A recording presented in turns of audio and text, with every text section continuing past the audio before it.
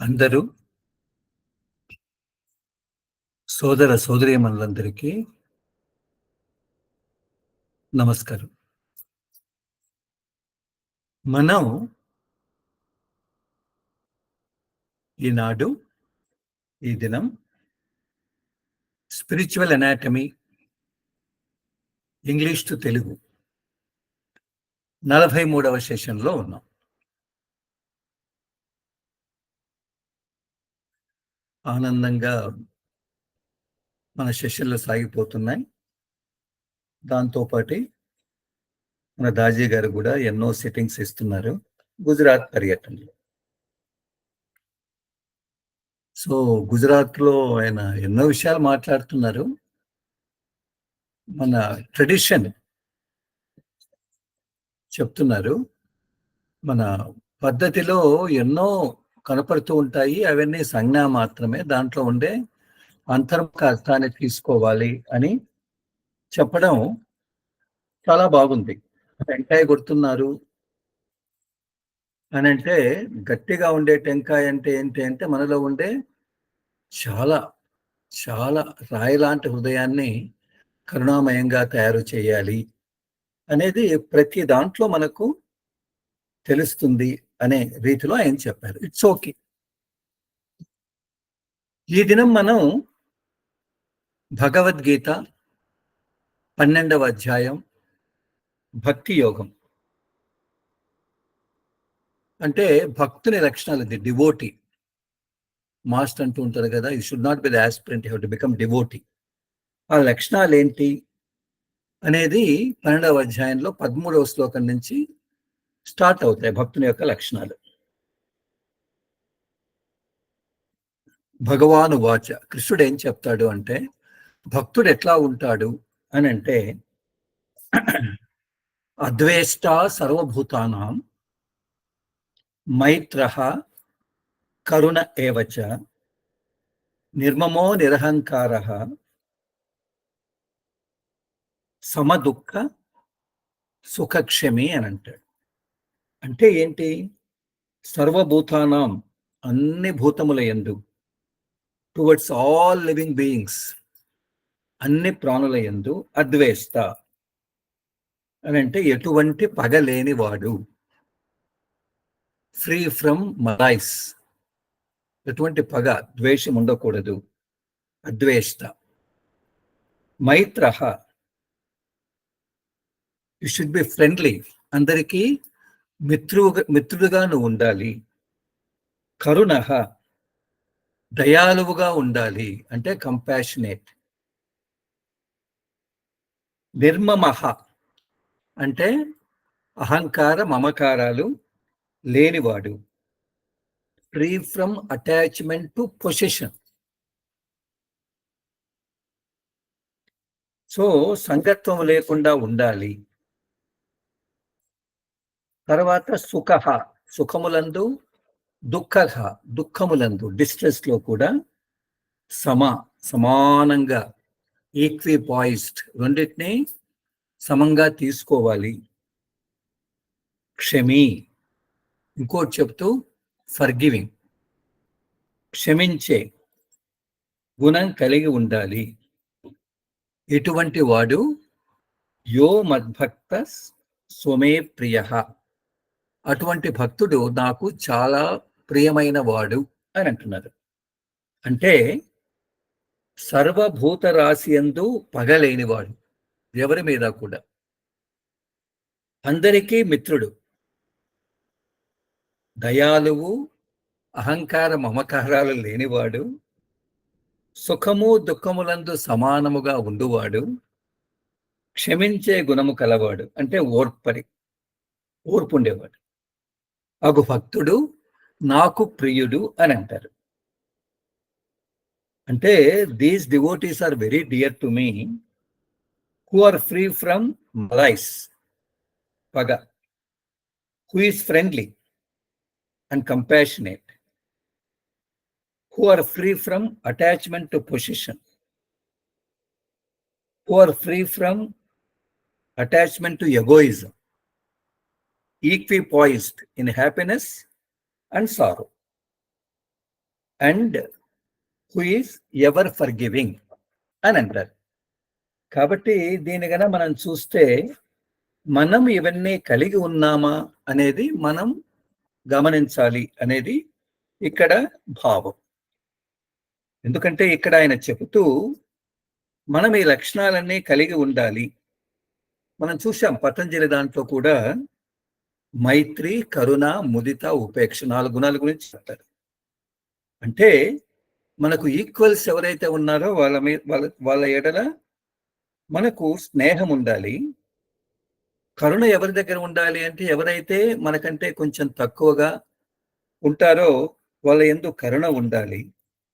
Happy beings హాయిగా నివసించే వాళ్ళ యందు ముదిత అంటే ఆహ్లాదం కలిగి ఉండాలి. కొందరుంటారు ఏమి చెప్పినా వినరు, మన మీదనే ఏమో చేస్తూ ఉంటారు. దుస్తులంటామో, నీచులంటామో, వాళ్ళ పక్క ఉదాసీనం, ఉపేక్ష, పట్టించుకోకూడదు. ఇది మాత్రం చాలా గొప్ప విశేషం. పట్టించుకోకుండా ఉంటే అయిపోతుంది, ఏమన్నా మాట్లాడుకొని మనం మన పని అనేది. కాబట్టి ఇది మనం తెలుసుకోవాలనేది ఒక పాయింట్. రెండవది మమకారం లేకుండా ఉండాలంటారు. ఇప్పుడు అర్జునుడు ఎంత గొప్పవాడు, కానీ యుద్ధం వచ్చే కొద్దీ మమకారం వచ్చింది కదా. అంటే మా తాత, మా మామ, ఎందుకు అంటే ఆయన కుంతీదేవి కొడుకు, ఆయన చాలా పవిత్రురాలు, ధర్మరాజు సొంత తమ్ముడు, కృష్ణుని యొక్క ప్రాణ స్నేహితుడు, సాక్షాత్తు శివుణ్ణే మెప్పించిన వాడు కదా. ఊర్వశి అంటది అంత త్రిభువన సుందరి వచ్చినప్పటికీ ఆయన చెదరలేదు, జితేంద్రియుడు. అటువంటి వాడు కూడా మమకారానికి లోబడ్డాడు. అందుకే అంటారు మనోగజాహ పలాయంతే మశాకాన తుగాగతి. ఏనుగులు కూడా దోమలకు పరిగెత్తారు. కాబట్టి చాలా జాగ్రత్తగా ఉండండి అనేది ఇక్కడ. ఓకే, మనం ఈనాడు స్పిరిచువల్ అనాటమీలోకి వస్తాం. ఓకే, ఈనాడు we're taking a very beautiful subject. Okay, 101 page, 101వ పేజీలో ఉన్నాం. అంటే 100 మనం దాటాం ఎట్టకేలకు. ఓకే, సో దీంట్లో దాసి గారు ఏం చెప్తారు, మనల్ని ఎలా తీసుకెళ్తారు అనేది నిజంగా మనం తెలుసుకోవాలి ఇక్కడ. సో ఇది ఏంటి అని అంటే ఈ పార్ట్ 5లో ఉన్నాం, 5వ భాగం, ఎమోషనల్ కండిషనింగ్ సంస్కారాస్. అంటే మన లోపల భావోద్రేక కండిషనింగ్, అది ఏంటి అంటే సంస్కారాలు అంటారు. ఓకే, దీంట్లో 9th చాప్టర్లో ఉన్నాం. సో ఎమోషనల్ కండిషనింగ్ సంస్కారాస్. అసలు కండిషనింగ్ అంటే ఏమి వస్తాం. ఇక్కడ 9th chapter, the elephant and the chair conditioning that binds us. చూస్తున్నాం కదా, ప్రీతమ దాసి ఆనందంగా ఆహ్లాదంగా ధ్యానముద్రలో ఉన్నారు. దానిపైన రాశాం ఏనుగు కుర్చీ. అది ఎలా మనల్ని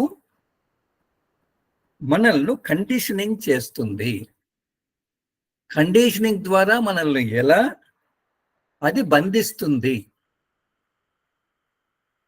కింద రాశాం tendencies are binding us the elephant and the chair. ప్రవృత్తులు మనల్ని బంధిస్తున్నాయి.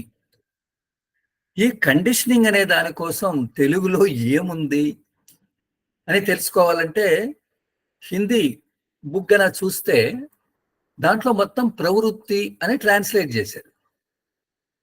నిజంగా చెప్పాలంటే కరెక్ట్ సూటబుల్ అవుతుందా తెలియదు. Translation is okay. సరే, ఇది ఒక బంధనం అనుకుంటామా? కండిషనింగ్ కొంచెం దగ్గరగా ఉంది, కట్టి పడేసే బంధనం. కాబట్టి ఇక్కడ elephant and the chair conditioning that binds us. కాబట్టి నిజంగా మొట్టమొదట ఎలిఫెంట్ అండ్ చైర్ ఉన్నిందా, ఇది కూడా కరెక్టా అని అనుకుంటే, నిజంగా కనుక చూస్తే ఒక ఆయన అలా వెళ్తున్నాడట. ఒక సర్కస్ ఆయన ఉన్నారు, సర్కస్ అక్కడ ఉంది. అక్కడ చిన్న ఏనుగును, చెట్టు ఉంది కదా, చెట్టు యొక్క దుంగు కట్టేసి ఉన్నారు 4 కాళ్ళు. దుంగ కట్టేసి ఉంటే ఈయన అడిగారు, ఎందుకు అలా కట్టేశారు? ఇక్కడ చూస్తున్నారు కదా, ఎలిఫెంట్ రూప్ కాళ్ళని కట్టేశారు కదా, ఎందుకు అలా కట్టేశారు అని అంటే, మీరు చూడండి పెద్ద ఏనుగులంతా ఉన్నాయి, ఇది చిన్న పాప, చిన్న పిల్ల. ఇప్పుడు ఈ దుంగ కట్టేశాము అని అంటే అది లాగుతుంది లాగుతుంది లాగుతుంది. అయితే లాగి అనుకుంటుంది నా చేత సాధ్యం కాదు అనేటువంటి ఒక కండిషనింగ్. అని అంటే ఒక మూసలోకి అది వెళ్తుంది, అంటే ఒక బంధనంలోకి అది వెళ్తుంది. తరువాత అది ఎంత పెద్దదైనా, గజరాజు అయినా, దాన్ని ఒక చిన్న తాడుతో ఒక కుర్చీ కట్టేశామనుకో, అది అట్లే నిలబడుకొని ఉంటుంది, నిజంగా అది అనుకుంటే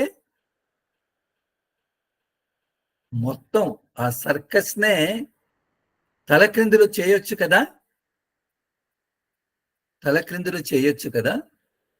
సో అది కండిషనింగ్.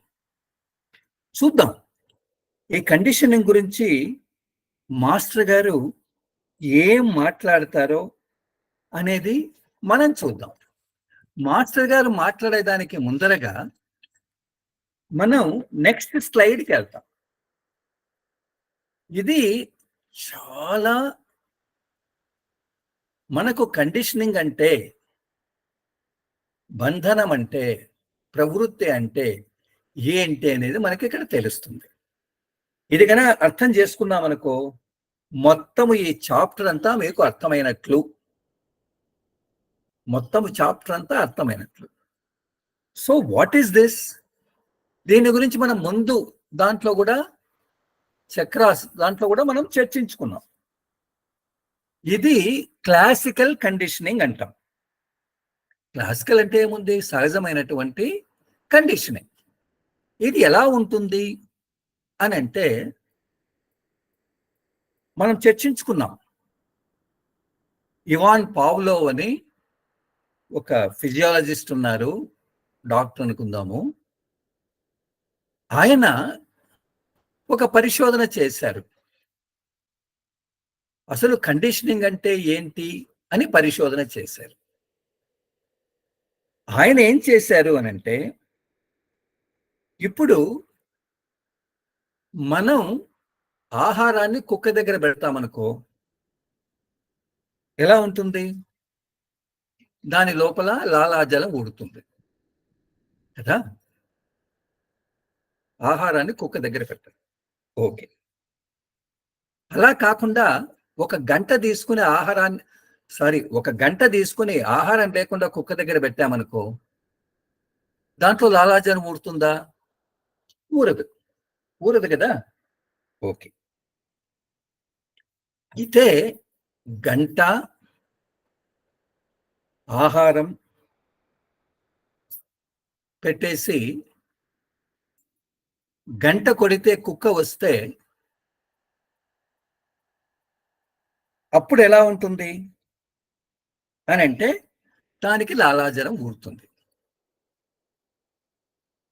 పావులో ఏం చేశాడు అని అంటే, ఒక టైంలో ఏదో ఒక టైం ఆయన గంట కొట్టేవాడు, భోజనాన్ని పెట్టేవాడు, గంట కొడితే భోజనం అక్కడ పెట్టేవాడు, కుక్క వస్తుంది, గంట భోజనం చూసి దాని లోపల లాలాజలం ఊరుతుంది.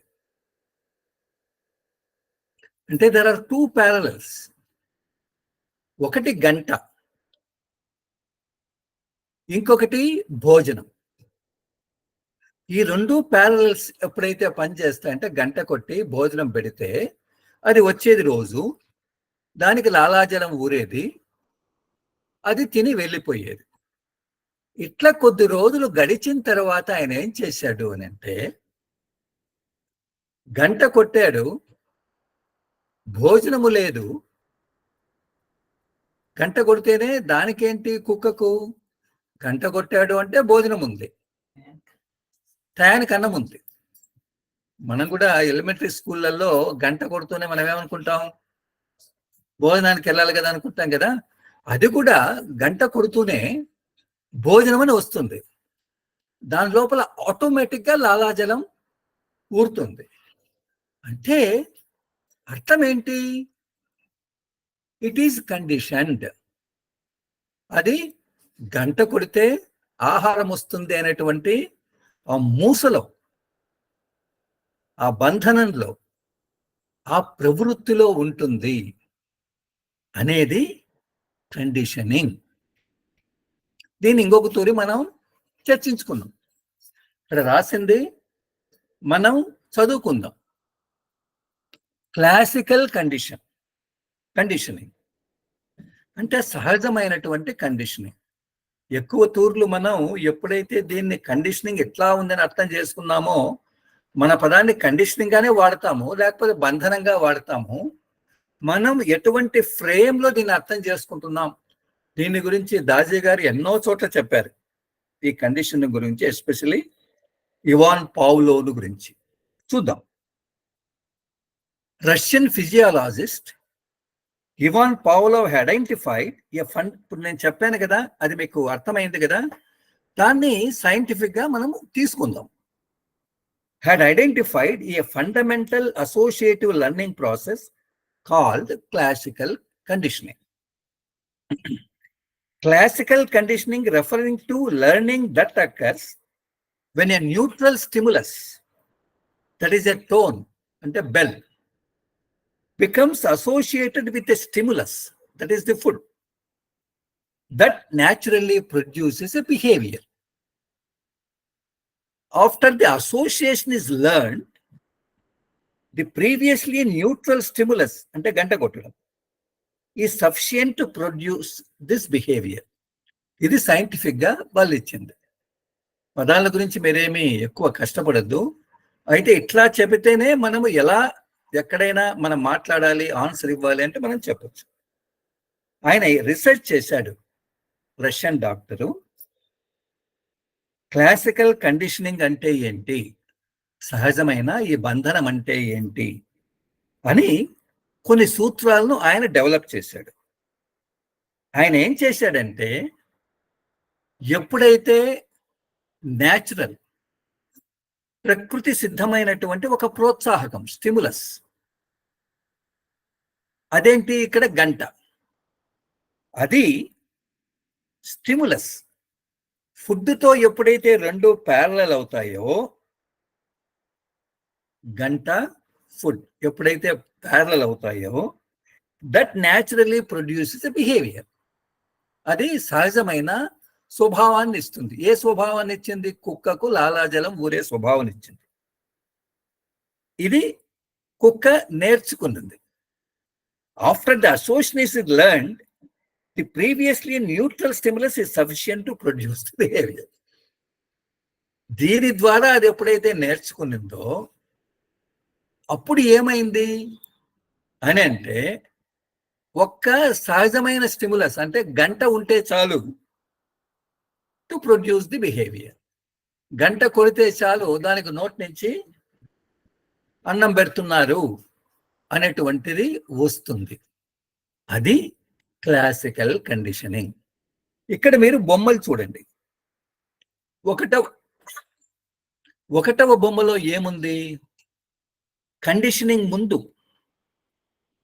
ప్రవృత్తి ముందు, బంధనం ముందు ఇక్కడ ఫుడ్ ఉంది, సాలివేషన్ అంటే నోటి నుంచి లాలాజలం ఊరేది ఉంది. ఎందుకని? ఫుడ్ని చూస్తే ఒక రెస్పాన్స్, అంటే ఒక విధమైనటువంటి తత్వం కుక్కకు వస్తుంది. అందుకే నోటి నుంచి లాలాజలం, ఒక జవాబు వస్తుంది. సో ఇక్కడ ఏం రాస్తున్నాడు? ఫుడ్ అనేది అన్కండిషన్ స్టిములస్, సాలివేషన్ అనేది అన్కండిషన్ రెస్పాన్స్. అంటే ఎటువంటి బంధనం లేకుండా ఒక ఉత్ప్రేరకం ఆహారాన్ని పెట్టాము, అది చూస్తూనే ఎటువంటి బంధనం లేకుండా ఆటోమేటిక్ గా దాని లోపల లాలాజలం ఊరింది. అంతే కదా? ఇది నార్మల్ కండిషన్. నార్మల్ కండిషన్ కదా, అంతే కదా. ఫుడ్ పెడితే దానికి అది అన్నం పెడుతున్నారు అని లాలాజలం ఊరుతుంది. రెండో దానికి రండి, బిఫోర్ కండిషనింగ్, అంటే కండిషన్కు ముందు కూడా ఇక్కడ ఏం చేశారు, ఒక విజిల్ పెట్టాడు. విజిల్ అనుకోండి, గంట అనుకోండి. తర్వాత కుక్కను పెట్టాడు. సో విజిల్ను చూస్తేనే కుక్కకు సలైవా అని అంటే ఆహారం వచ్చినట్టుగా అనిపిస్తుందా? అనిపించదు కదా. సో ఇక్కడ ఆ విజిల్ గాని గంట గాని అది న్యూట్రల్ స్టిములస్, సహజమైన స్టిములస్. దాని ద్వారా కుక్కలో ఎటువంటి నో కండిషన్, ఎటువంటి రెస్పాన్స్ లేదు, ఎటువంటి జవాబు లేదనేది రెండు. ఓకే, మూడవ బొమ్మకు రండి. డ్యూరింగ్ కండిషన్ ఎట్లా ఆయన ఎక్స్పెరిమెంట్ చేశారు అని అంటే, whistle plus food that response salivation in a dog, uncondition response. Okay అని అంటే ఎటువంటి బంధనం లేకుండా ఎప్పుడైతే విజిల్ వేసి ఆయన ప్రతిరోజు భోజనం పెట్టేది ఉంటూ అది నార్మల్గా జరిగిపోయేది, దాంట్లో ఎటువంటి కండిషనింగ్ లేదు. దానికి లాలాజలం ఊరుతుంది, అది తినేస్తుంది, అంతే కదా. అంతే కదా. ఎప్పుడు నువ్వు విజిలేస్తావు డైలీ, తర్వాత భోజనం పెడతావు, చూస్తూనే కుక్క వస్తుంది, ఇది నార్మల్. అయితే కొన్ని రోజులు అయిపోయిన తర్వాత ఆఫ్టర్ కండిషనింగ్ ఆయన ఏం చేస్తారు, విజిలేస్తారు, ఫుడ్ ఉండదు, కుక్క మాత్రమే ఉంటుంది. విజిల్ వేస్తూనే దాని రెస్పాన్స్ ఏంటి, ఆటోమేటిక్గా అరే అన్నం ఉంది అని లాలాజలం ఊరుతుంది. నిజంగా అక్కడ ఆహారం ఉందా? లేదు కదా. సో ఇక్కడ విజిల్ను చూస్తే కండిషన్డ్ స్టిములస్. ఓకే, దాన్ని చూస్తూనే అది ఆహారం కాకపోయినా దాని కళ్ళు ఎక్కడ పోయినాయో తెలియదు, దాని అలవాటు ఎలా మారిందో తెలియదు, ఇట్స్ ఎ కండిషన్ రెస్పాన్స్. నోరు అరే అన్నం వచ్చింది అని అనుకుంటుంది. సో ఇది నిజంగా చెప్పాలంటే క్లాసికల్ కండిషనింగ్. మనలో కూడా ఎన్నో ఎన్నో చారీజీ చెప్తూ ఉంటారు. ఏమని, కొత్త బంధువులు చాలా దగ్గరగా చెయ్యి మీద చెయ్యి వేసి, కొత్త మ్యారేజ్లో కొత్త బంధువులు సంబంధులు ఎట్లా ఉంటారు, చెయ్యి మీద చెయ్యి వేసి ఉంటారు. అదే పాత బంధువులు ఉన్నారనుకో, వాళ్ళు అట్లా ఉండరు, దూరంగా ఉంటారు. ఎందుకు అని చారీజీ ప్రశ్నించేవారు. ఎందుకు అనంటే కొత్త బంధువులు ముందుగా మనకు ఎటువంటి సంఘటనలు కానీ, వాళ్ళు ఏదన్నా అన్నారు, మనం ఏదన్నా అన్నారు, ఇవన్నీ ఏమి ఉండవు. వాళ్ళు చూస్తూనే ఫ్రెష్గా కనపడతారు, హ్యాపీగా. కొత్త ఫ్రెండ్స్, కాలేజీలో పోతేనే కొత్త ఫ్రెండ్స్ ఎలా ఉంటారు. అలా కాకుండా కొద్ది సంవత్సరాలు జరిగి పాత బంధువులు అయినారనుకో, ఎప్పుడైనా వాళ్ళు మన ఇంటికి వచ్చారనుకో, ఎక్కడో ఒక సంఘటన జరిగి ఉంటుంది, పెండిలోనో ఎక్కడో ఒక చోట వాళ్ళు అనడమో మనం అన్నాం. కాబట్టి వాళ్ళని చూస్తూనే ఏమైపోతాం మనం, అది జ్ఞాపకం వస్తుంది. అంటే వీఆర్ కండిషన్డ్. సంఘటన లేదు, ఎప్పుడో జరిగిపోయింది, ఫుడ్ లేదు అక్కడ. ఆ మనిషిని చూస్తూనే న్యాచురల్ స్టిములస్ ఏమవుతుంది, వీనితో మాట్లాడకూడదు, మాట్లాడినా ఏదో ఊరిక బయట నవ్వు అలా. కాబట్టి చారీజీ చెప్పేవారు, ఇది వద్దు. ఒక మనిషిని చూస్తూనే నీవు న్యాచురల్గా ఉండాలి, వారు న్యాచురల్గా ఉండాలి, ఎవరైనా కానీ.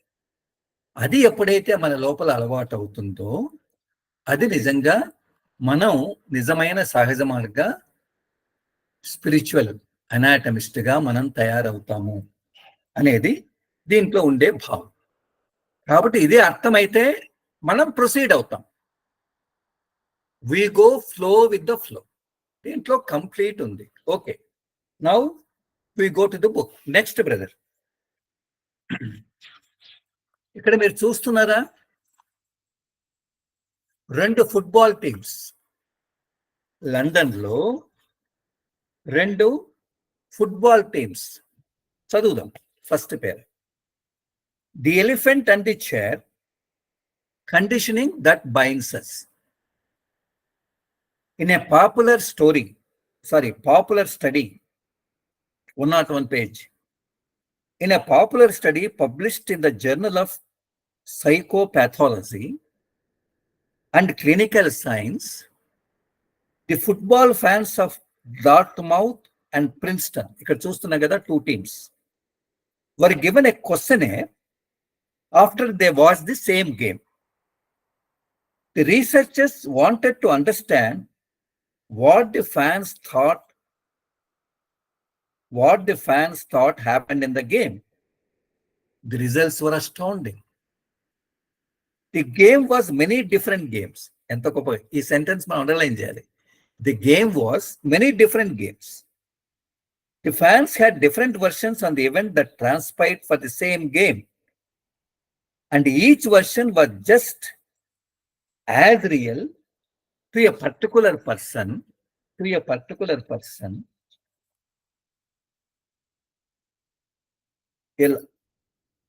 This study was done, and each version, the fans had different versions of the events that transpired for the same game, and each version was just a real to a particular person as other versions were to other people.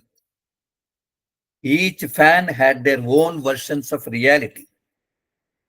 This study was done in the back 1954. నాకు దొరికిన photo 2017 అని పెట్టాను. Okay. Since then, a large body of research shows that people see the world through their own filters. ఇది మనం అర్థం చేసుకోవాలి. People see the world through own filters, blinkers. Their attitude, beliefs, and basis define their perceptions of themselves and the world. ఎంత గొప్పగా చెప్తాడు అంటే, బ్రిటన్లో 2 universities, 2 teams ఉన్నాయి. ఓకే, వాళ్ళకు గేమ్ జరిగింది. Next slide brother. ఆ గేమ్లో కొందరు ఏం చేశారు అని అంటే దీని గురించి జర్నల్ ఆఫ్ సైకోపాథాలజీ అంటే మానసిక రోగ అధ్యయన శాస్త్రం అంటే క్లినికల్ సైన్స్, వైద్య శాస్త్రాల్లో దీని గురించి ఒక ఆర్టికల్ వచ్చిందట. ఏమని, ఈ 2 గేమ్స్, 2 పోటీదారులు సంబంధించిన గేమ్ అయిపోయిన తర్వాత ఫుట్బాల్ గేమ్, అక్కడ ఉండే వాళ్లకు ఒక క్వశ్చనీర్ ఇచ్చారు, ఒక ప్రశ్నావళి అంటే క్వశ్చన్స్ అంతా ఇచ్చారు. గేమ్ ఎట్లా ఉంది అంటే రీసెర్చర్స్ ఉంటారు కదా, పరిశోధకులు, అరే గేమ్ ఉంది కదా, గేమ్ వీళ్ళంతా చూశారు కదా, వీళ్ళు ఈ ఫుట్బాల్ ఆటను గురించి ఏమనుకుంటున్నారు, ఈ టీం ఎట్లా, ఆ టీం ఎట్లా, ఏమనుకుంటున్నారు అని పేపర్లు ఇస్తే ఏముంది, ఆ పేపర్స్ రిప్లై, ఆ క్వశ్చన్స్ అంతా చూస్తే రిజల్ట్స్ వర్ అస్టౌండింగ్. అంటే వచ్చే సమాధానం ఎంత ఆశ్చర్యజనితంగా ఉంది అంటే ఆశ్చర్యజనితంగా ఉంది. ఏమంత ఆశ్చర్యం, జరిగింది ఒకే ఆట, ఫుట్బాల్ గేమ్. అయితే ఆ ఫుట్బాల్ గేమ్లో ఎన్నో ఆటలు ఉన్నాయంటాడు. అంటే ఏమి, ఈ ఫ్యాన్స్ ఉంటారు కదా ఫుట్బాల్ చూసిన వాళ్ళు, వాళ్ళ పేపర్ కన్నా చూస్తే ఒక్కొక్క ఫ్యాన్ది ఒక్కొక్క విధంగా రాశారట వాడు. అంటే భిన్నమైన అభిప్రాయాలతో ఆ జరిగిన సంఘటన గురించి, ఆ గేమ్ను గురించి వాళ్ళకేమి తెలిసిందో ఒక్కొక్కరిగా పరిశీలిస్తే ఒకదానికి ఇంకొక దానికి పొంతం లేదు. అందుకే ఆయన అలిగారికలుగా అంటున్నాడు, జరిగింది ఒక గేమే, ఆటే, కానీ భిన్నంగా ఆటలో ఎన్నో ఆటలు ఉన్నాయి. ఒక్కొక్క మనిషి ఒక్కొక్క విధంగా, ఒక్కొక్క మనిషి ఆటను ఒక్కొక్క విధంగా చూశాడు అని అన్నాడు. సరే, మనిషిని అడిగితే వాడు రాసింది ఇదే కరెక్ట్ అంటే ప్రతి వర్షన్, ప్రతి అభిప్రాయం అనేది ఆ వ్యక్తికి కరెక్టు అని అనిపిస్తుంది. అట్లే మిగతా వాళ్ళకు కూడా వాళ్ళ వాళ్ళ అభిప్రాయాలు ఎన్ని వందల మంది ఉన్నారో అందరికి కూడా వాళ్ళ వాళ్ళ అభిప్రాయాలు కరెక్ట్ అని అనిపిస్తుంది. అంటే ఇది ఎప్పుడు జరిగింది? 1954లో గేమ్ జరిగింది. సో ఆ రిసర్చర్స్ ఏమి చివరికి ఫైండ్ అవుట్ చేశారు అని అంటే, ప్రజలు ప్రపంచాన్ని ఎలా చూస్తారు అని అంటే, వాళ్ళ వాళ్ళ అద్దాలతో చూస్తారు, వాళ్ళ వాళ్ళ గ్లాసులతో చూస్తారు. గ్లాసెస్, ఒకరికి మట్టి పట్టి ఉండొచ్చు, ఇంకొకటికి ఇంకొక విధంగా ఉండొచ్చు.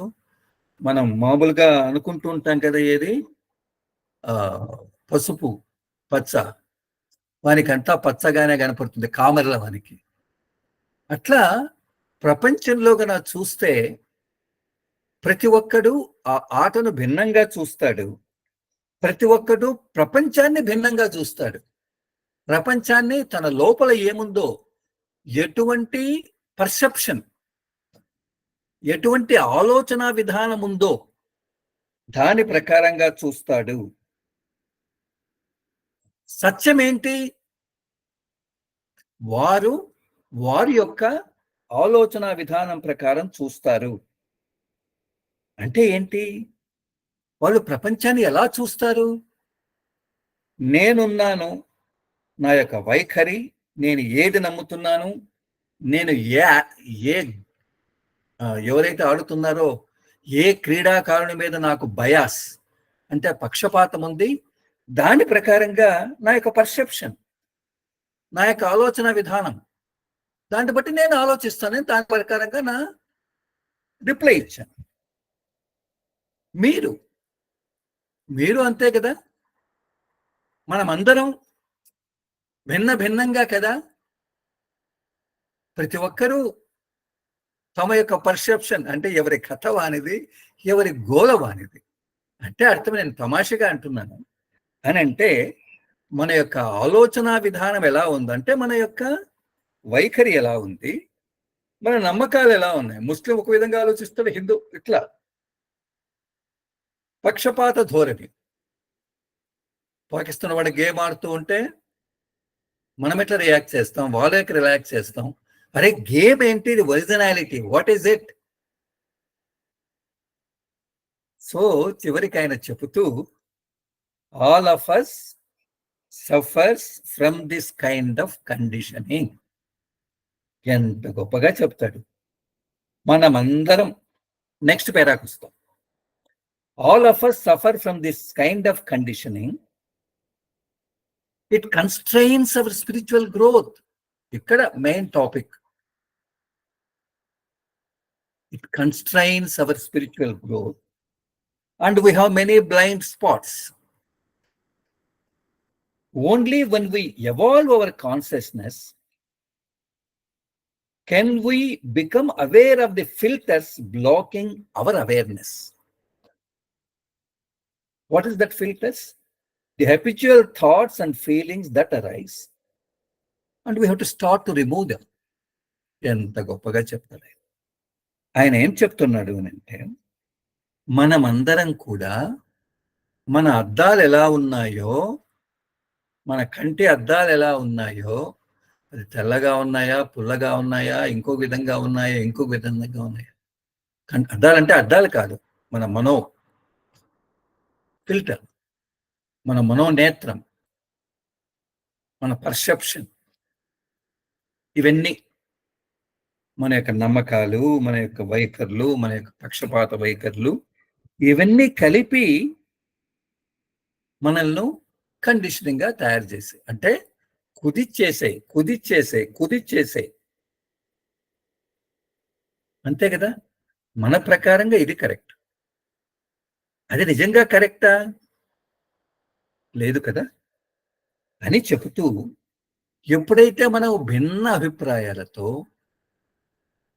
భిన్న నమ్మకాలతో, భిన్న పక్షపాతంతో మన లోపల కండిషనింగ్ అనా ఉంటే, బంధనంగా ఉంటే అది నిజంగా మనకు ఎన్నో గుడ్డి నమ్మకాలను ఏర్పరుస్తుంది. Blind spots. దాని ద్వారా ఏమవుతుంది?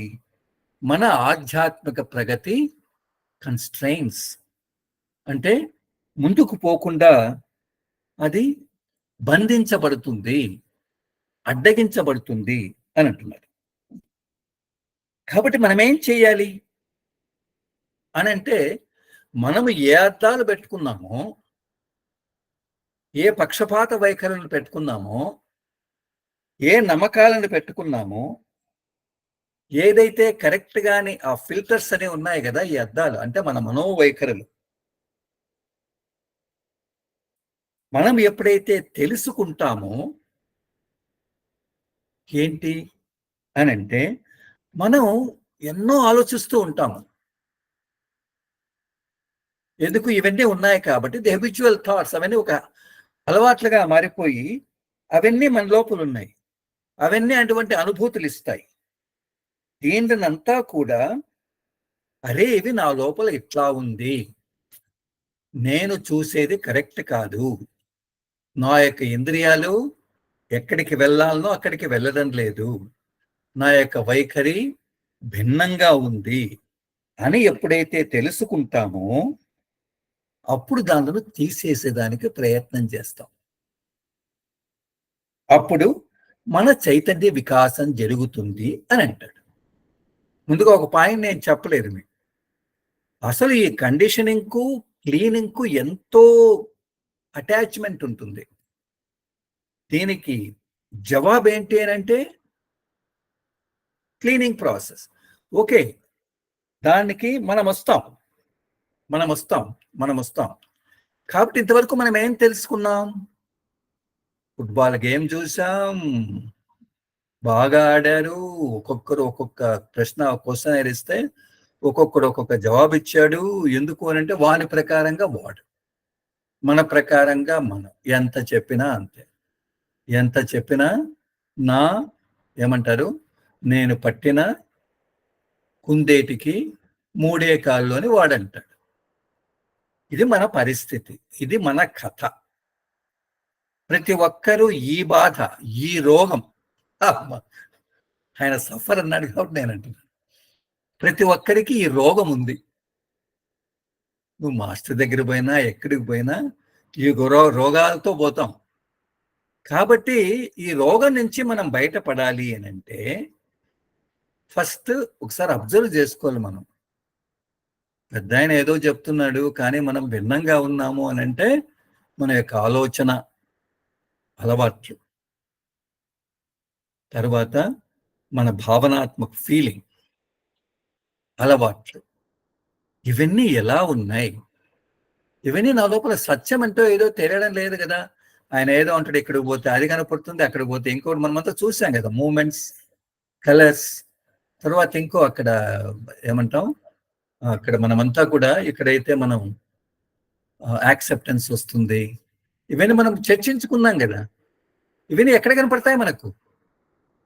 మనం ఎప్పుడు మనదంతా కూడా కుదించుకొని ఉంటే మన యొక్క తత్వం ఈ రోగంతో గన ఉంటే, పచ్చకామెర్లతో మనం ఉంటే, కాబట్టి నా లోపల ఏమున్నాయి అనేది ఎప్పుడైతే నా యొక్క ఆలోచన అలవాట్లు ఎట్లా ఉన్నాయి, భావన అలవాట్లు ఎలా ఉన్నాయి అని ఎప్పుడైతే మనకు ఫస్ట్ తెలుసుకోవాలి,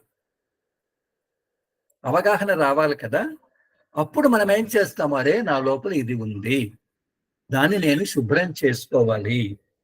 అంతే కదా. క్లీనింగ్ లో మనం ఏం చేస్తాం, నా లోపల ఆల్ మై డర్ట్, అంతే కదా, కల్మషాలు, ఇంప్యూరిటీస్ అండ్ కాంప్లెక్సిటీస్, అదే కదా మనం చెప్పేది. మనలో ఉండే అపవిత్రతలు, సంక్లిష్టతలు, ఇంతకంటే సంక్లిష్టతలు ఇంకేముంటాయి అనేది ఇక్కడ మనం నేర్చుకుంటున్నాం. Next slide brother.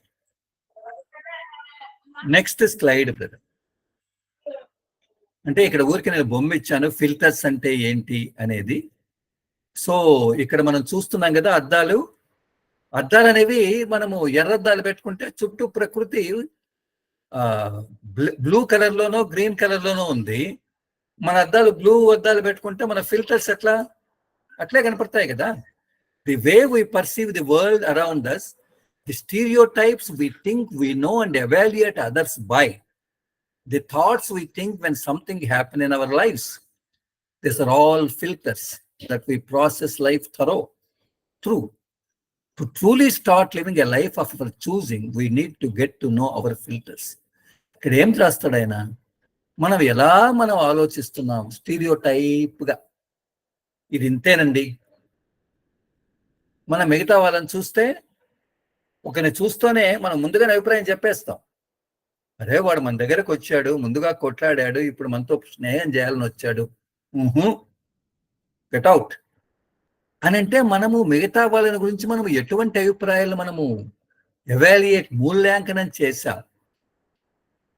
ఇవి మన జీవితంలో జరుగుతూ ఉంటుంది. ఇవన్నీ మన ఫిల్టర్స్. ఈ ఫిల్టర్స్ తోనే జీవితం సాగుతూ ఉంది. టెంకాయ కొడుతున్నాను, ఎందుకు కొడుతున్నానో తెలియదు. కొట్టు, ఎవరు వద్దనరు. అరే ఇది కొట్టేది బాహ్య సూచకంగా ఇచ్చారు, మారాలి కదా. ఓకే, కాబట్టి మనం మన జీవితాన్ని మన ప్రకారం, మన చూజింగ్, నా ప్రకారంగా నడవాలి అని అంటే, నా లోపల ఎటువంటి ఫిల్టర్స్ ఉన్నాయి, ఎటువంటి అద్దాలు ఉన్నాయి అనేది తెలుసుకోవాలంటే ఫిల్టర్. అదే కదా మనం ముందుగా చర్చించుకుంది.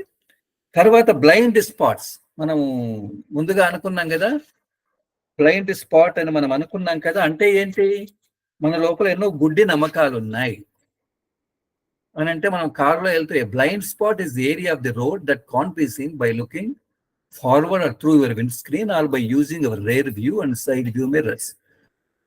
మనం కారులో వెళ్ళేటప్పుడు మన ముందు మిర్రర్ కానీ, పక్క మిర్రర్ కానీ, వెనకల మిర్రర్ కానీ పూర్తిగా డస్టీ ఉందనుకో, ఏం కనపడుతుంది? ఏం కనపడుతుంది కదా అనేది. Okay, next brother. సో ఇక్కడ మాస్టర్ గారు బుక్ లో రాస్తూ, we are victims of hijacked awareness. ఎంత బాగా చెప్తాడు. మనం హైజాక్ అయిపోయామా?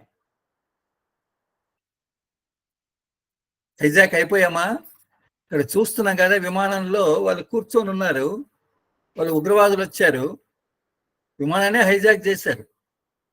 మనము కనపడుతుందో లేదో, మనం we are victims of hijacked awareness అని అంటే, మనం హరించిన అవగాహన యొక్క బాధితులం. ప్రతి ఒక్కరము బాధితులమే. మనం ఇప్పుడు చూస్తున్నాం, బంగ్లాదేశ్ ఎవరో వస్తున్నారు, వాళ్ళని బాధితులు అనుకుంటున్నాము. తర్వాత ఇంకా వేరే వాళ్ళని చూసి నవ్వుకుంటూ ఉంటాము, వాళ్ళంతా బాధితులండి. ఇంకా మనం నవ్వుకుంటూ ఉంటాం. సహజ మార్గంలో చేరలేదండి వాళ్ళు, సహజ మార్గంలో చేరితేనే కదా. ఓకే, నిజంగా చెప్పండి, అరే నేను, నువ్వు, మనం, మన యొక్క అవగాహన ఎటువంటి అవగాహన ఉంది? అవగాహన లేదు. It is hijacked. ప్లేన్ లో కూర్చోంటే మనం హైజాక్ తీసి ఎక్కడికో తీసుకెళ్తారు కదా, అట్లనే మనలో నిజమైన అవగాహన ఏదైతే ఉందో, ఇట్ ఈస్ హైజాక్డ్. అంటే హరించిపోయింది, అపహరించుకున్నారు. పెద్ద ఆయన ఏం చెప్తారో మనం చూద్దాం. ఓకే, ఎంత గొప్పగా రాస్తారు. అయితే నేను అందరికి రిక్వెస్ట్ చేసేది ఏంటంటే, మనం ఫ్లో విత్ ద ఫ్లో. చాలా బ్యూటిఫుల్ చాప్టర్, సైకాలజీకి సంబంధించింది. మనమంతా మనల్ని ఎంత లెవెల్కి తీసుకెళ్తున్నారు అని అంటే, దాజీ గారు మన లోపల జరిగే ప్రతి విషయాన్ని అట్లా అద్దానికి చూపించినట్టు చూపిస్తున్నారు. Please flow with the flow. ప్రవాహంతో ప్రవాహం వెళ్తుంది. When your consciousness is free flowing, you feel transcendent, connected. Think about how you feel when you are joyful, cheerful, or grateful. The heart opens up. Correct kada? allowing our the consciousness to flow unhindered. అడ్డంకి లేకుండా. But the moment your heart encounters something you don't like, something you don't like, it's a reflex action, is to contract consciousness, to contract. Like the touch me not planned. The moment you touch it, the leaves contract. Our consciousness is also like this, expanding and contracting, always in flux. ఎంత గొప్పగా చెప్తాడు ఆయన. ఏమంటాడు అని అంటే, నీ యొక్క చేతన, చిదాకాశం అంటాం కదా, చైతన్య వికాసం అని అంటాం కదా మనం. సో ఈ చైతన్యం ఎప్పుడైతే ఫ్రీగా హ్యాపీగా ప్రవహిస్తూ ఉంటుందో మనం పూర్తిగా దానితో కనెక్ట్ అయి ఉంటాము. తరువాత మనం ఎన్ని వచ్చినా దాన్ని అధిగమించిన స్థితిలో ఉంటాం. అంతే కదా. మనం ఎంతో ట్రాన్సెంట్, ఎంతో కనెక్టెడ్, అంటే అనుసంధానంతో మనం ఉంటాం. ఎప్పుడు మనలో ఉండే చైతన్యం అనేది ఫ్రీగా ఉన్నప్పుడు, ఎటువంటి ఇబ్బంది లేకుండా హ్యాపీగా ఉన్నప్పుడు. అయితే అది ఎప్పుడు వస్తుంది అని అంటాడంటే, ఎప్పుడైతే మీరు ఆనందంగా ఉన్నారనుకోండి, నవ్వుతూ ఉన్నారనుకోండి, కృతజ్ఞతాపూర్వకంగా ఉన్నారనుకోండి, నవ్వుతూ ఆనందంగా కృతజ్ఞతాపూర్వకంగా ఉన్నప్పుడు హృదయము తెరవబడుతుంది, హృదయం ఓపెన్ అప్ అవుతుంది కదా. ఎప్పుడైతే హృదయం ఓపెన్ అప్ అవుతుందో, తెరవబడుతుందో, మనకు చైతన్య స్థితికి, చైతన్య ప్రవాహానికి అన్హిండర్డ్, దానికి మధ్యలో నిలుపుదల ఉండదు అని అంటే, దానికి ఎటువంటి అడ్డంకి ఉండదు. ఎప్పుడు నీలో ఉండే నువ్వు ఎప్పుడైతే ఆనందంగా, ఆప్యాయంగా, స్నేహంగా, నవ్వుతూ ఉంటే హ్యాపీగా ఉంటుంది. అయితే బాగుంటావు హ్యాపీగా, ఉన్నట్టుండి మందరొస్తుంది, ఉన్నట్టుండి నీ హృదయానికి ఏదైతే నీకు ఇష్టం లేదో అది వచ్చి తగులుతుంది. నీకు ఇష్టము లేని సంఘటన, ఇష్టము లేని వస్తువు, ఇష్టము లేని మనిషో ఎప్పుడైతే మనకు ఎన్కౌంటర్ అవుతుందో, మన ఎదురుగా కనపడుతుందో, అప్పుడు ఏమవుతుంది? నువ్వు చెప్పకుండానే ఇట్స్ రిఫ్లెక్స్ యాక్షన్, అసంకల్పిత ప్రతీకార చర్య.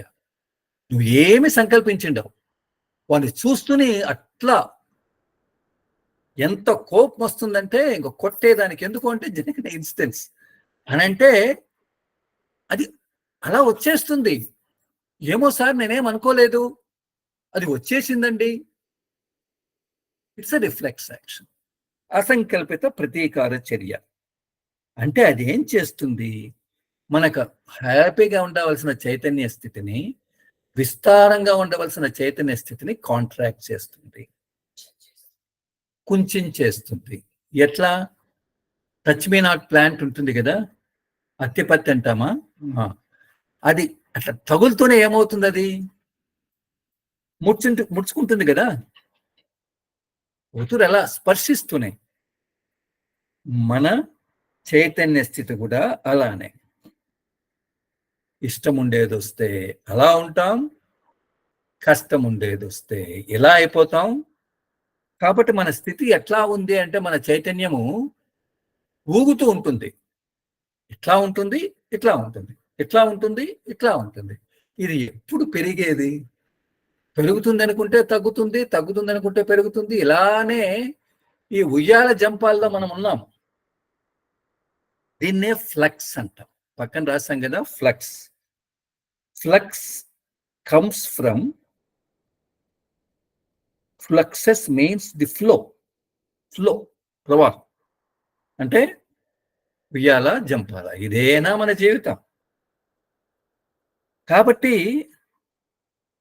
మన చైతన్య స్థితి నువ్వు ఎన్ని సిట్టింగ్స్ తీసుకున్నా ఇది తగ్గాలి కదరా బ్రదరు, ఇది తగ్గాలి కదా మనమందరం. నన్ను గురించి నేను అంటున్నా. అంటే దీని అర్థమేమి? ఎంత బ్యూటిఫుల్ గా, ఎంత గొప్పగా ఆయన రాస్తాడు అని అంటే, నెక్స్ట్ పేరాచు, the flux is the field of consciousness is caused by your likes and dislikes which hijack your awareness. ఇది మనం అండర్లైన్ చేసుకోవాలి, ఇది మనం అండర్లైన్ చేసుకోవాలి. The flux in the field of consciousness is caused by your likes and dislikes, which hijack your awareness. If you tune into the charter of thoughts in your mind, you will notice that most of the charter is connected to your likes and dislikes. Something you like catches your attention, creating a loop of thoughts. Then something else you dislike grabs your attention, creates its own cycle. అని అంటే ఇంతవరకు మనం ఏం చర్చించుకున్నాం? మన యొక్క చైతన్యాన్ని ఎవరో hijack చేశారు, అపహరించారు. ఇది ఎలా అని గన చూస్తే, ఎందుకు మనం మన చైతన్య స్థితి గడ్బడిగా ఉంది అని అంటే, ఇది మనం ఇష్టం అయిష్టాల మీద ఆధారపడి ఉంది అని అంటున్నాడు.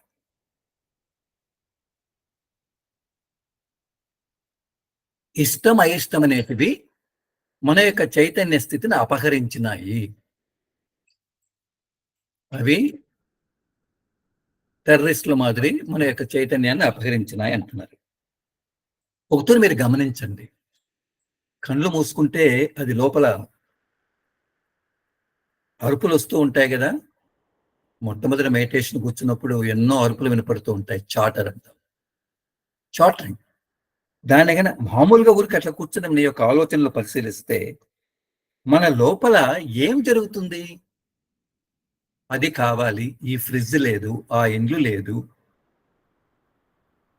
అరే వాడు సరైన వాడు కాదు, ఇష్టం అయిష్టం, ఇష్టం అయిష్టం, అది సరైంది కాదు, వే కదా, ఈ గలబానే కదా, ఈ కోలాటమే కదా. సో ఇది మనం చూసుకోవాలి. కాబట్టి నీవు ఏదైనా ఇష్టపడ్డావనుకో, ఇష్టపడుతూనే నీ యొక్క గమనం అంతా అక్కడికి వెళ్తుంది. అక్కడికి వెళ్ళిన తర్వాత ఆ యొక్క ఆలోచనలు, ఆ యొక్క ఆనందం, ఆ యొక్క థాట్స్లో నువ్వు ఉంటావు. సపోజ్ నీకు కనపడేది నీకు ఇష్టం లేదనుకో, ఆ అమ్మాయి చెప్పేది కరెక్ట్ కాదు అనుకో, కరెక్ట్ చెప్పినా మనకు కరెక్ట్ కాదని అనిపించినప్పుడు మనం ఎట్లా ఉంటాం అని అంటే, మన యొక్క గమనం అదే ఇది కరెక్ట్ కాదు కదా, అటువంటి ఆలోచనలోకి వెళ్తుంది. ఓకే, అటువంటి ఆలోచనలోకి వెళ్తుంది. Though the idea of likes and dislikes may seem innocuous, the actions and reactions the trigger cause blocks in our consciousness అని చెబుతూ, ఇష్టం అయిష్టం ఉన్నంత మాత్రం మనకేం జరగదు. నిజంగా చెప్పాలంటే ఒకటి ఇష్టపడతావు, అది ఇష్టం లేదు, ఇట్స్ ఓకే. అయితే ఆయన చెబుతూ, ఇష్టమైనంత మాత్రాన అవి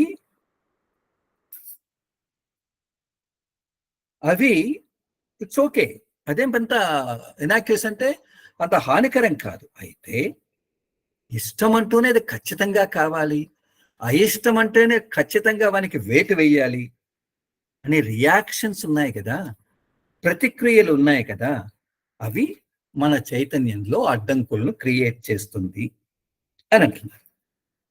అని చెబుతూ ఆయన ఏం చెప్తారు అనంటే, the blocks choke the flow of consciousness by clogging the chakras and trapping the vibrant spiritual being in shackles.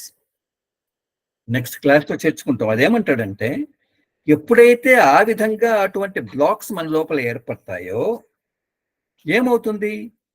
మన చైతన్య స్థితి, చైతన్య ప్రవాహం అనేది ఉక్కిరి బిక్కిరి అయిపోతుంది, ముందు కదలలేదు. చోకింగ్ అంటే మనం తినేటప్పుడు దీంట్లో మనం ఇరుక్కుపోతుంది కదా గొంతులో, అట్లా చైతన్య ప్రవాహం ముందుకు పోకుండా ఇరక్కపోతుంది. ఆ విధంగా ఏమవుతుంది అని అంటున్నాడంటే, చక్రాలు ఉక్కిరి బిక్కిరి అయిపోతాయి. ఆ విధంగా ఎవరైతే మన లోపల ఆత్మీయ తత్వం ఉందో, వైబ్రెంట్ బీయింగ్, ఏదైతే మనము కేంద్ర స్థితి చేరాలనో, ఆత్మీయ తత్వం అనేది పూర్తిగా షాకిల్స్ అంటే ఆయన పూర్తిగా సంఖ్యలతో ఉంటాడు అని అంటున్నాడు. Each time you try to create a wave of change, the black skel the nascent wave. Each time the inspiration gushing upward, it gets blocked from becoming a diamond. But how did this black form? ఎంత గొప్పగా చెప్తాడు. అరే లేదు, నేను మారాలి, కొత్తదేదో ఆలోచించాలనుకుంటే ముందుగా ఉండే ఇష్టాల మీద ఉండేటువంటి అది ఉంది కదా, అది నేను కొత్తగా ఆలోచించాలి, నవీన ఆలోచనకు అది అడ్డగిస్తుంది అని అంటున్నాడు. అరే నా లోపల ప్రేరణ కావాలి, ముందుకు ఇవ్వాలి అని అంటే బొగ్గుగానే ఉంటుంది కానీ డైమండ్గా తయారు. కాబట్టి ఇవి ఎట్లా, ఈ అడ్డంకులు ఎలా తయారవుతాయి అనేది మనం మళ్ళా చర్చించుకుందాం. లాస్ట్ టైం కూడా మనం ఆ కథను కంప్లీట్ చేద్దాం. ఓకే, సో మనము స్టోరీ టైం, స్టోరీ బెంచ్ అంటాం. ఈ కథ ఏంటి అని అంటే, మూవింగ్ ఫ్రమ్ మిస్టేక్స్, తప్పుల నుంచి మనం ఎట్లా ముందుకెళ్ళాలి, ఇది రామచరితమానస్లో ఉంది. ఎవరైనా పెద్ద ఆయన కాకభుషండి, లాలాజీ ఎన్నో తూర్లు చెప్తూ ఉంటారు. లాలాజీ ఎన్నో తూర్లు ఒక చోటికి పోతే అక్కడ చాలా ప్రశాంతంగా ఉంది, అటువంటి ఆశ్రమాన్ని క్రియేట్ చేయని లాలాజీ అనుకున్నాడు కదా. కాకభుషంది కథ. ఈ కాకభుషంది ఎవరు అని అంటే, అతను చిరంజీవి అంటే మీకు తెలుసు కదా. అతను కాక భుషుంది, కాకి ఋషి, ఇమార్టల్ క్రోసేజ్ అనమాట. సో ఆయన శివునికి పూర్తిగా భక్తుడు. ఆయన అయోధ్యలో పుడతాడు. అయోధ్య అంటే తెలుసు కదా, రాముని యొక్క జన్మస్థలం. అయితే అక్కడ పుట్టిన రాముడు అంటే ఆయనకి ఇష్టంలా, రాముని గురించి అపసవ్యంగా మాట్లాడుతూ ఉంటాడు, మొరటుగా కామెంట్ చేస్తూ ఉంటాడు. అయితే ఆయన గురువు చెప్తూ ఉంటాడు, నువ్వు తప్పురా నువ్వు చేసేది, రాముడు మహానుభావుడు అని, నువ్వు రాముని మీద ప్రేమను కలిగించవల, ఆయన భగవంతుడు అని అంటే వినడు. సో అంటే భూషంది ఏం చేస్తాడు అంటే, రాముడు అంటే మనలాగానే ఒక మానవుడు, అతను శివుని కంటే చాలా తక్కువ వాడు అనేటువంటి ఆలోచనలో ఉంటాడు. ఇట్లా ఇతను ఉంటే శివునికి కోపం వస్తుంది, చికాకు వస్తుంది వీని చూసి. ఇదేంటి, నేనే రాముని గురించి అనుకుంటూ ఉంటే రాముని గురించి అపసవ్యంగా మాట్లాడతాడు అనుకుని ఏం చేస్తాడు అని అంటే, ఒక సర్పంగా పుట్టు అని, ఒక పాముగా పుట్టు అని శపిస్తాడు. ఇది చూసి కాకభుషంది గురువు ఉంటాడు. ఆయన ఎంతో బాధపడతాడు, శివునికి ప్రేయర్ చేస్తాడు, సార్ ఏదో తప్పు చేస్తున్నాడు, అతన్ని క్షమించండి అని.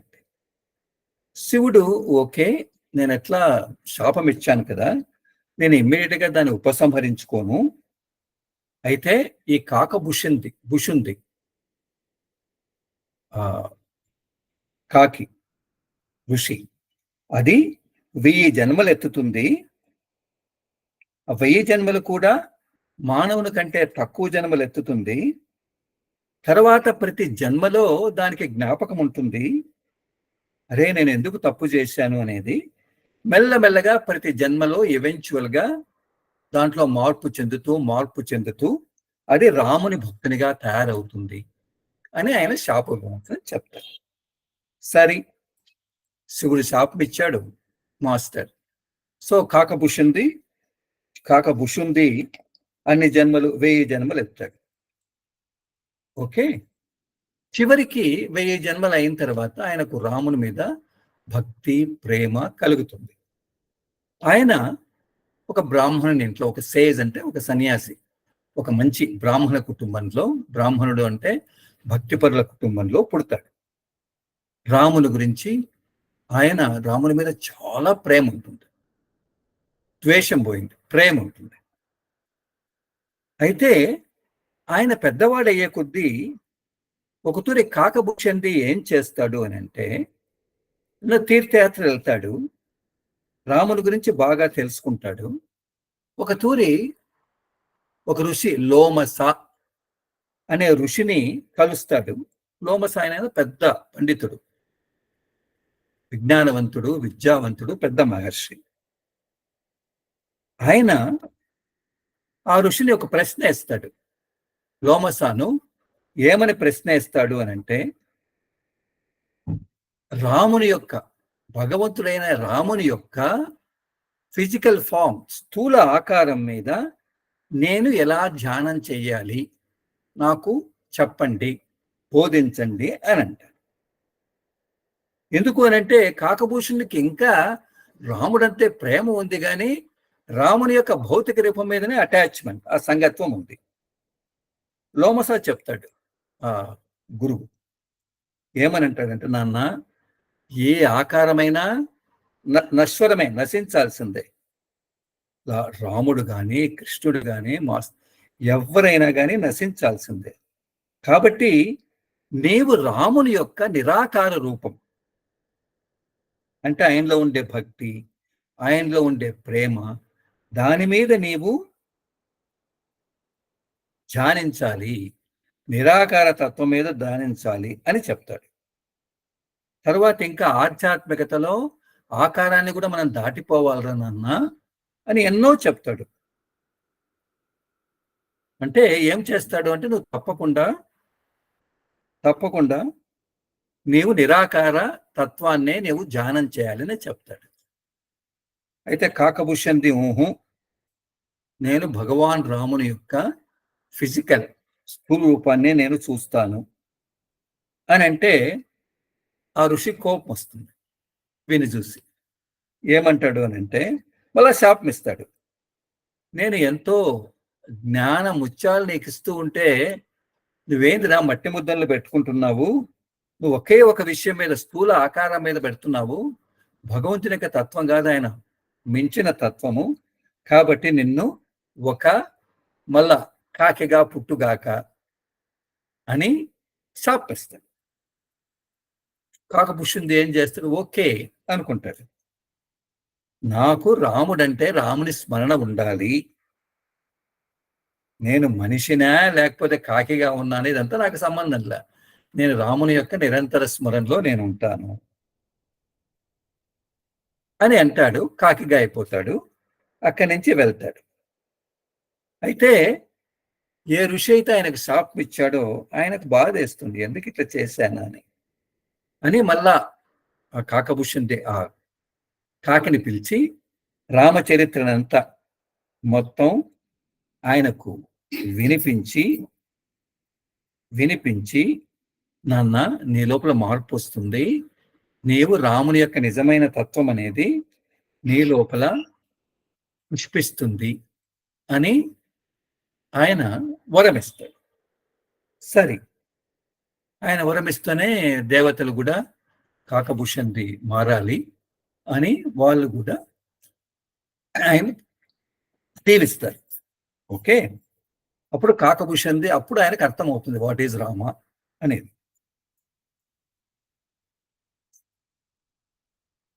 సో లోమస దగ్గర ఆయన వీడ్కోలు తీసుకుని తన ఆశ్రమానికి వెళ్తాడు.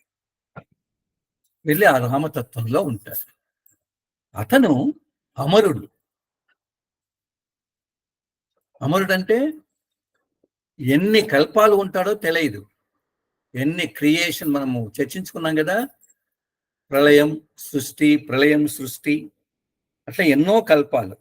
ఒక కల్పం అంటే 432 కోట్ల సంవత్సరాలట. అటువంటి ఎన్ని కల్పాలు జరిగినాయి? అన్ని కల్పాల్లో ఆయన ఉన్నాడు. అన్ని కల్పాలు. ఇలా ఆయన అలా ఉంటే ఏమవుతుంది అనంటే, ఆయన కల్పంలోనూ ప్రతి సృష్టిని గమనిస్తూ ఉంటాడు, ప్రతి ప్రళయాన్ని గమనిస్తూ ఉంటాడు. ఒకతూరి ఏం జరుగుతుంది అనంటే, ఆయన రామాయణంలో జరిగే సంఘటనలు చూశాడు, మహాభారత జరిగిన సంఘటనలు చూశాడు. ఒక సృష్టిలో ఏమవుతుంది అంటే, లార్డ్ రాముడు పుడతాడు, రాముని యొక్క జననం అవుతుంది. సో కాకభూషణుడు ఏం చేస్తాడు? ఎగురుకుంటూ వెళ్ళి రాముడు పుట్టిన తర్వాత బాల్యంలో ఎలా ఉన్నాడు, బాలరాముని దర్శించి ఆయన మీద ఎంతో తత్పరతతో ఉంటాడు. అయితే ఒకతూరు ఏమవుతుంది అని అంటే, రాముడు పెద్ద అయిన తర్వాత రామరావణ యుద్ధం జరుగుతుంది కదా. రామరావణ యుద్ధంలో రాముడు, లక్ష్మణుడు, ఆ ఇంద్రజిత్ తెలుసు కదా, ఆయన బాణం వేస్తాడు. బాణం వేస్తే వీళ్ళిద్దరూ మూర్ఛపోతారు.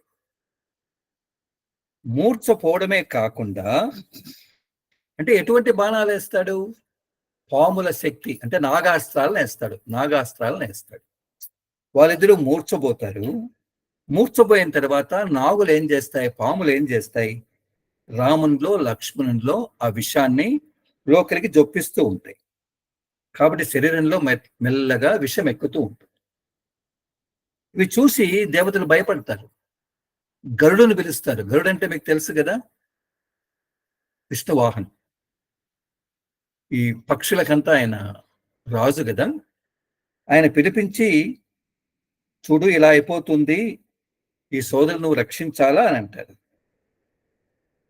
ఎప్పుడైతే గరుడు వస్తున్నాడు, ఆయన బయలుదేరతారు. గరుడు దేవతల అభ్యర్థన మేరకు వస్తున్నా అంటే పాములు వెళ్ళిపోతాయి, పాములు అక్కడి నుంచి పారిపోతాయి, ఆ విషయం తగ్గిపోతుంది.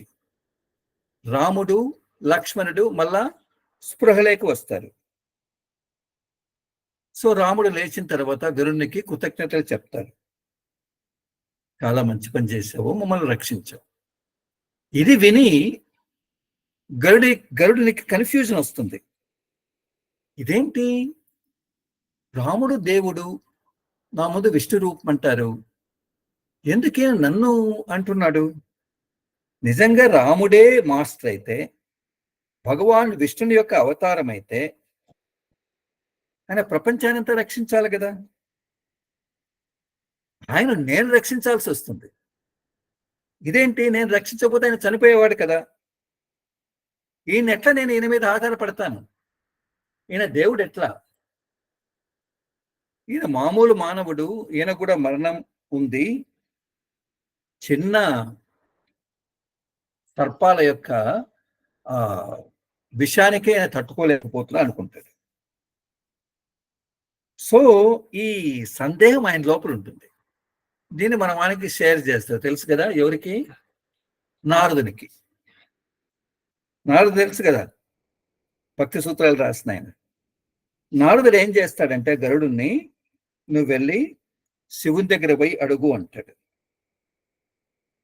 శివుడు ఏమంటాడంటే, నాన్న నువ్వు నా దగ్గర కాదు రావాల్సింది, అక్కడ ఆశ్రమంలో కాకభుషుండి ఉన్నాడు, చాలా గొప్ప ఋషి, తన ఆశ్రమంలో జీవిస్తున్నాడు హిమాలయాల్లో, నువ్వు అక్కడికి పొమ్మంటాడు. నారదుడు శివుని అడుగుతాడు. గరుడు వెళ్తాడు. వెళ్ళిన తర్వాత నారదుడు శివుని అడుగుతాడు, ఏంటిది, మీరు కదా చెప్పాల్సింది, గరుడుని కాకభుషుండి దగ్గరికి ఎందుకు పంపించారు?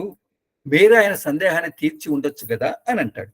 శివుడు అంటాడు, ఈ గరుత్మంతునికి లోపల అహం ఇంకా తగ్గలేదు, అహం ఉంది కాబట్టి ఆయనకు అవగాహన సరిగా రాలేదు, అండర్స్టాండింగ్. ఈయన పక్షుల రాజు అనుకుంటున్నాడు. కాబట్టి కాకభుషుండి దగ్గరికి వెళ్తే ఆయన చాలా వినమ్రమైనటువంటి పక్షి, కాకి కదా. కాబట్టి అక్కడికి వెళ్తే ఆయనకు విజ్డమ్, ప్రజ్ఞ అనేది వస్తుంది, అతని అహంకారం వెళ్ళిపోతుంది, అతనిలో మానవత్వం వస్తుంది అని చెప్తాడు. సరే, ఇక్కడ మన గరుత్మంతుడు కాకభుషుండి దగ్గరికి వస్తాడు. అయిపోతుంది 2 minutes. అతని చూస్తూనే కాకభుషుండి నువ్వు ఏం పని చేసావు, నువ్వు చేసింది కరెక్ట్ కాదు కదా, భగవాన్ ఆల్మైటీ భగవంతునే నువ్వు సందేహిస్తావా? రాముడు ఏం చేశాడు, నీకు ఒక అవకాశం ఇచ్చాడు, ఆయన కావాలంటే ఏమైనా చేసుకోవచ్చు, నీకు అవకాశం ఇచ్చాడు. రాముడు విష్ణువు యొక్క అవతారం, ఆయనకు సేవ చేస్తానికి ఒక అవకాశం ఇచ్చాడు. నువ్వు నిజంగా ఇడియట్, యువర్ ఎ ఫూల్. ఆయన సందేహించి ఆయన ప్రేమించకుండా ఉండేదానికి. నీ మీద ఎంతో ప్రేమతో, ఎంతో గమనంతో, నీ యొక్క పురోగతి కోసం ఆయనకు సేవ చేసిస్తుగా చేశాడు. ఆ విధంగా ఆయనకి ఇంకా సేవ చేస్తూ నీ యొక్క సామర్థ్యాన్ని పెంచేదానికి రాముడు ఆ విధంగా చేశాడని చెప్తారు. చెప్తూనే అప్పుడు గరునికి అర్థమవుతుంది, అతనిలో ఉండే గర్వం తగ్గుతుంది. అప్పుడు కాకభూషణునికి ఎన్నో ఆధ్యాత్మిక సంబంధించి ఎన్నో ప్రశ్నలు వేస్తాడు. దాన్నంతా కూడా ఎంతో వినయంగా కాకభూషణుడి జవాబులు ఇస్తాడు. కొన్ని గరుడు ఏమడుగుతాడంటే, ప్రపంచంలో ఉండే ఉన్నతమైనటువంటి జన్మ ఏది అని అడుగుతాడు. అంటే కాకభూషణుడి అంటే గరుత్మంతుడు అడుగుతాడు, కాకభూషణుడి జవాబిస్తాడు, మానవ జన్మ చాలా గొప్పది, దీని నుంచే మనం ముక్తిని పొందుతాము అని అంటాడు. తర్వాత ఇంకొక ప్రశ్న వేస్తాడు, ఇది కూడా ఎక్స్ట్రా ప్రశ్న మాత్రం ఉంది, మనలో ఉండే గొప్ప బాధ ఏంటి అని అంటాడు. అని అంటే కాకభూషణుడి రిప్లై ఇస్తాడు, ఎప్పుడైతే మనం ప్రేమ యొక్క బీదతనం, జ్ఞానం యొక్క బీదతనం, దగ్గర సంపదల యొక్క బీదతనం, ఈ మూడు బీదతనాలు గన ఉంటే బాధలో ఉంటాం. అంటే ప్రేమ లేకుండా, సంపద లేకుండా, జ్ఞానం లేకుండా, అంతే కదా. తర్వాత గరుడు, what is the most Joyce thing in the universe, విశ్వంలో ఎంతో ఆనందాన్ని కలిగించేది ఏది అని అంటాడు. The company and blessings of saints.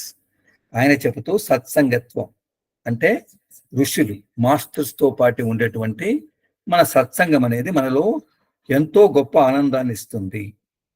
తర్వాత మానవ జీవితంలో శిఖరం ఏంటి, what is the pinnacle of human excellence, human excellence అని అంటాడు. According to the Vedas, compassion for all living beings is the pinnacle of human excellence. అద్వేష్ట సర్వభూతానం అన్నాం కదా. వేదాల ప్రకారం ఎప్పుడైతే నీవు ప్రపంచంలో ఉండే అన్ని జీవుల మీద ఎప్పుడైతే నీవు దయను కలిగి ఉంటావో, కరుణ కలిగి ఉంటావో, అదే మానవ ఎక్సలెన్స్ యొక్క పినాకిల్, అంటే శిఖరం, మానవంలో ఉండే శ్రేష్టతమ శిఖరం అది అని అంటున్నాడు. What is the word sin అని అంటే, ఏది చాలా హేయమైన పాపం ఏది అని అంటాడు. ఇన్గ్రాటిట్యూడ్ ఈజ్ ది వర్డ్ సిన్. ఇది మనం విన్నాం. కృతజ్ఞత, కృతజ్ఞత కాదు కృతజ్ఞత. ఎవడైనా మేలు చేస్తే మనం ఆ మేలును మర్చిపోడు. కాబట్టి ఆయన చెబుతూ మన తల్లిదండ్రులు కానీ, గురువు మీద కానీ, దేవుని మీద కానీ, ఋషుల మీద కానీ ఎప్పుడైనా వాళ్ళు మేలు చేస్తారు కాబట్టి వాళ్ళని తప్పుగా చూసుకోకూడదు. మనం వాళ్ళ మీద కృతజ్ఞతను కలిగి ఉండాలి, కృతజ్ఞత ఉండకూడదు. వాళ్ళే కదా మన ఈ ప్రపంచంలో తీసుకుని వచ్చి మనకు కృపనిస్తానికి సహాయపడేయాలి. Okay. Does the mind have the disease? ఎంత బ్యూటిఫుల్ గా ఉంది. మనస్సు కూడా రోగం ఉందా అని అడుగుతాడు గరుత్మంతుడు. ఉంది, ఇవి ఉన్నాయి కదా, కామ క్రోధ లోభమ మోహ మదమాస, lust greed and anger are the worst disease. They cause derangement of the mind. కామము, అత్యాశ, కోపము అంటే కామక్రోధం, ఇవన్నీ కూడా మనస్సుకు నిజంగా రోగాన్ని అస్తవ్యస్తం చేస్తున్నాయి అని ఇట్లా ప్రశ్నలంతా వేస్తాడు. కొద్దిసేపు ఆయనతో గడిచిన తర్వాత కొద్ది టైము ఆయన యొక్క క్వశ్చన్లంతా వేసి తన యొక్క సందేహాలను తీర్చుకొని, అప్పుడు తన మనస్సును, తన హృదయాన్ని ఎంతో తేలిక చేసుకుని ఆ విష్ణువు యొక్క ఆయన వెళ్ళి, ఎవరు గరుత్మంతుడు విష్ణువు సేవలో ఉంటాడు. అప్పటి నుంచి ఆయన లోపల వినమ్రత, భక్తి పెరుగుతుంది. Thank you so much. 10 నిమిషాలు ఎక్కువ తీసుకున్నాం. Thank you. నెక్స్ట్ సెషన్ ఉండదు, మళ్ళా మనం August 15th కదా, కాబట్టి అందరికీ సెలవు. తర్వాత నెక్స్ట్ సెషన్ లో ఉంటాం. Okay, thank you brother. So next Monday కలుస్తాం సార్. నెక్స్ట్ మండే కలుద్దాం.